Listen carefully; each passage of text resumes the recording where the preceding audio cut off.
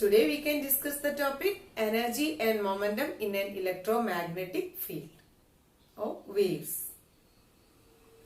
Okay, as we know from the previous topics, we have discussed the energy per unit volume stored in an electromagnetic field is the contribution of energy per unit volume stored in electric and magnetic field.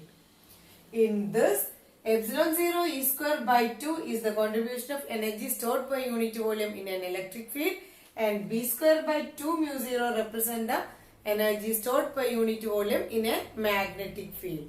So, the energy per unit volume stored in an electromagnetic field U is equal to 1 by 2 epsilon 0 E square plus B square by mu 0. And also we know the basic relation connecting electric field and magnetic field is B is equal to E by C. We have already discussed before. And also we know C is equal to 1 by root of mu 0 epsilon 0. Now I am going to take the square of this equation, that is B square is equal to E square by C square, and substitute for C square from this equation, that is mu 0 epsilon 0 E square. By using this relation in this way, we got a substitution for B square in terms of E square. Now I am going to substitute this equation 1, equation 2, 2 in 1. That is U is equal to 1 by 2 epsilon 0 E square plus mu 0 epsilon 0 by mu 0 E square, which is equal to 1 by 2 epsilon 0 E square plus epsilon 0 E square is equal to epsilon 0 E square. That is U is equal to epsilon 0 E square. U is equal to epsilon 0 E square. That is, here we have expressed the total contribution of energy stored per unit volume in an electromagnetic field as U is equal to epsilon 0 E square by using the relation B is equal to E by C. That is, U is equal to epsilon 0 E square. As we know, the electric field is a simple harmonic function. We can represent E is equal to E0 cos kx minus omega t plus delta, and from this E square is equal to E0 square cos square kx minus omega t plus delta. Then using this equation, U is equal to epsilon 0 E0 square cos square kx minus omega t plus delta. Now we can derive the relation with the Poynting vector in terms of this energy contribution. Then the Poynting vector is the energy transported per unit area per unit time. For that we have to get the total energy confined in a particular area. So for that, consider a small cylindrical portion having the length L is equal to C delta t, and where the electromagnetic wave is traveling with a velocity c in a particular interval delta t, L is equal to C delta t. Then area of cross section of cylinder is A, from which we get the total volume of the cylinder as AC into delta t. Then the total electromagnetic energy confined within the cylinder will be obtained as energy per unit volume in the total volume of the cylinder, which is equal to U into AC delta T, where U is the energy per unit volume. Now we have to derive the energy transported per unit area per unit time from this total energy. That is UAC delta T divided by per unit area means A, per unit time means delta T, which gives this equal to U into C. Then the Poynting vector we already know represent the energy transported per unit area per unit time, which is also equal to U into C. And we know u is equal to epsilon 0 e square cos square kx minus omega t plus delta, and the Poynting vector magnitude u c is equal to c epsilon 0 e square cos square kx minus omega t plus delta.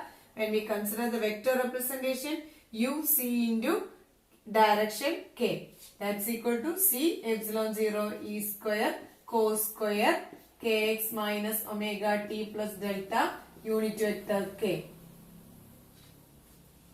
So, the Poynting vector S is representing the energy density times the velocity of the waves.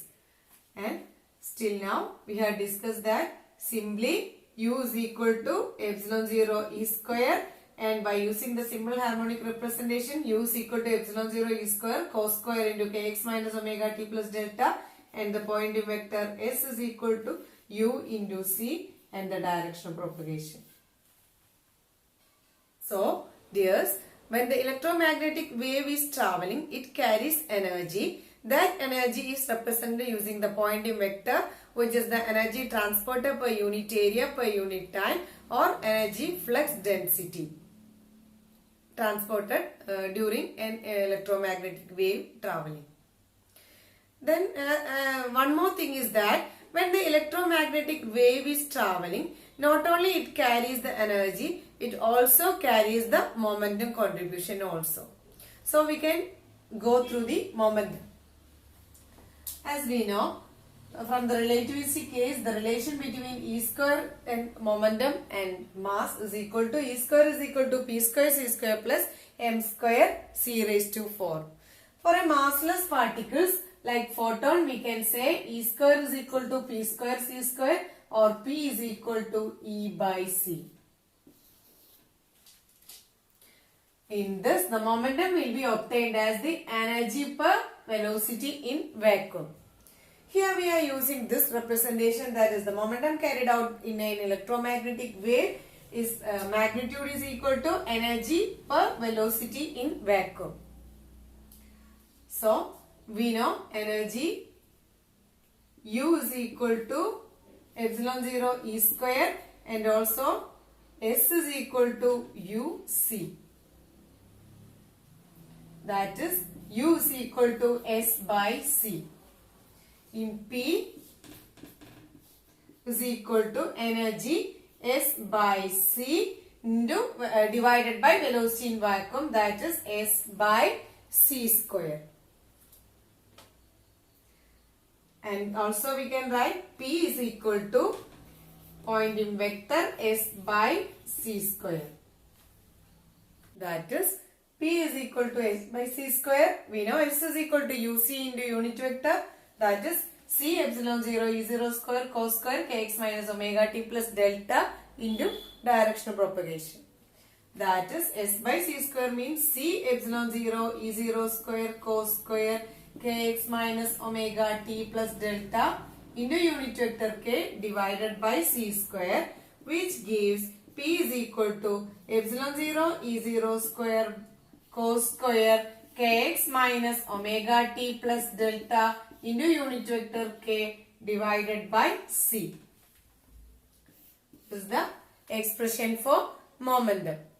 Then we got the representation for the energy and momentum in an electromagnetic wave. Now we can represent the average of these quantities also.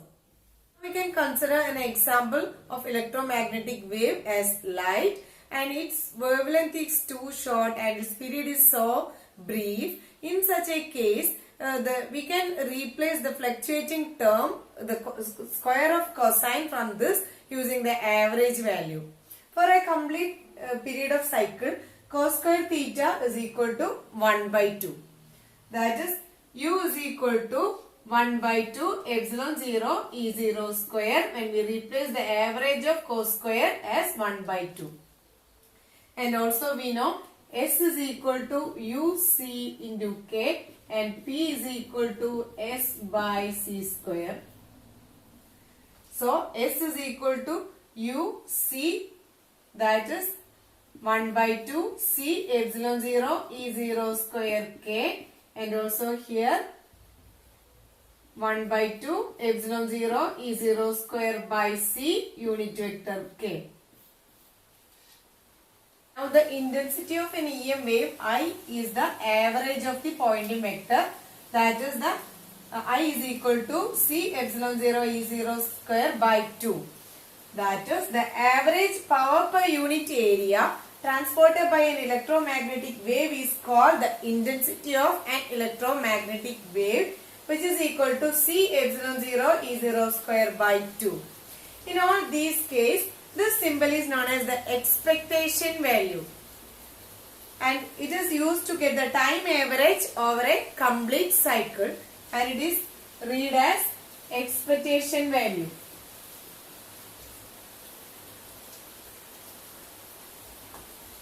That is the intensity of an electromagnetic wave. One more term we have to discuss is the radiation pressure. When the light falls on a perfect absorber, it transfers its momentum into that surface. In that case, in a particular time delta t, the momentum transfer is delta p, which is equal to the average value of the momentum into volume, that is AC delta t. And the radiation pressure is the average force per unit area. That is P is equal to 1 by A, that is per unit area, into average force, that is delta P by delta T, which will be equal to epsilon 0 E0 square by 2, which is equal to I by C. So the radiation pressure is equal to P, which is equal to intensity by the velocity in vacuum. These are the terms we have to study under the topic energy and momentum in the electromagnetic waves. So we have discussed the energy in an electromagnetic wave, momentum in an electromagnetic wave, intensity of an electromagnetic wave, and the radiation pressure of the electromagnetic wave, and all of its average quantities. Thank you.